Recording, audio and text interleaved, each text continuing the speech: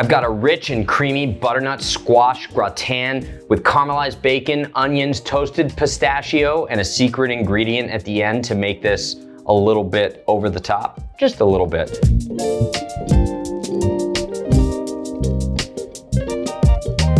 The first thing you're gonna wanna do is you're gonna wanna get your squash. You can buy these pre-cut, or you can buy the whole butternut squash, peel it and cut it yourself, whatever.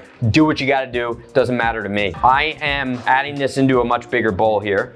I'm gonna go with beef tallow to start, but I want this beef tallow to get a little bit melty, so I'm gonna throw this into a pan over here just to loosen it up. I'm going to season my butternut squash with heavy amount of salt. So let's say this is like 2 squash worth of meat, butternut squash meat in air quotes. So I did maybe like 3 or 4 tablespoons of kosher salt. I'm gonna hit this with just a dash of coriander, which is just ground cilantro seeds. I've got a little bit of smoked sweet paprika, and then just a dash of cinnamon, high quality cinnamon, just to round out the sweetness and the spice on that one.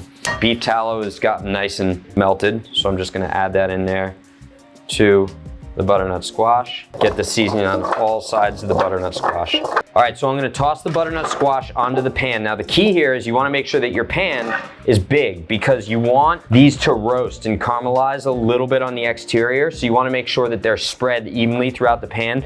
Too often people pile all these vegetables on a pan so they're shoulder to shoulder, sardines in a can, and then they steam and they don't roast, right? So you get raw spots and you get mushy spots. And I'm going to toss this into a 350-degree oven, and I'm gonna roast it for about 20-25 minutes.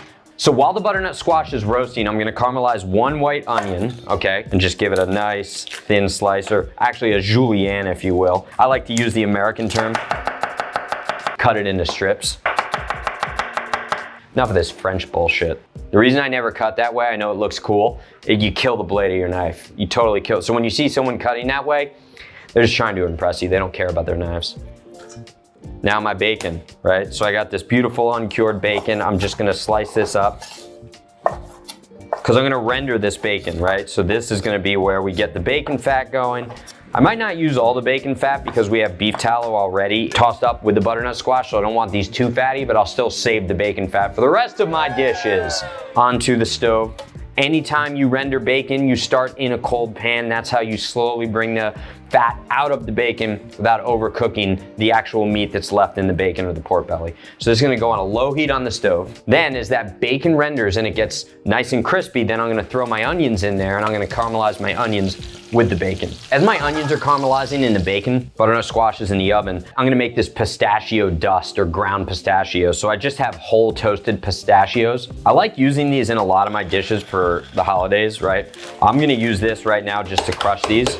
I still want some tooth to this. I don't want them totally ground. I don't want like pistachio butter, but I do want to crush the pistachios. It's gonna stick to the exterior of the butternut squash, which after it roasts is gonna be a little bit sticky. It's gonna have that beef fat stuck to it, and then as well as the bacon fat from the caramelized onions. And then you add that nutty pistachio finish, which is very rich and wholesome. This is a great garnish for green beans, you know, on top of chicken, anything, right? Like even instead of green bean almondine, which is traditionally with almonds, use a little bit of pistachio. ¿Por qué no? Okay, so I'm gonna, oh God. All right, so we've caramelized our onions with the bacon. We got the crispy bacon. I've got the pistachios crushed up, roasted, and I got my butternut squash that's been roasting in the oven for about 25 to 30 minutes. Oh my gosh, these butternut squash are perfectly roasted. This is the key, right? Just like look on the bottom sides of these. Oh yeah. They've still maintained their composure. Get my bacon and my caramelized onions in there. Get some of my pistachio in there. Dump it in my casserole dish. Now for the fun part, the secret ingredient. I have here some triple cream brie cheese, and we're going to finish it by melting the brie cheese over the top like a gratin. Now I'm gonna throw this in the oven just to melt. Can anybody guess what my garnish is? Chives, chives, chives. Yeah, you got it, you're right.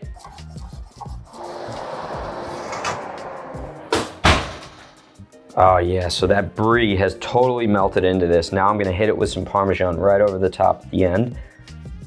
I'm gonna finish this with just a little bit of extra virgin olive oil, another dusting of pistachio, and some fresh chives. And there you have it.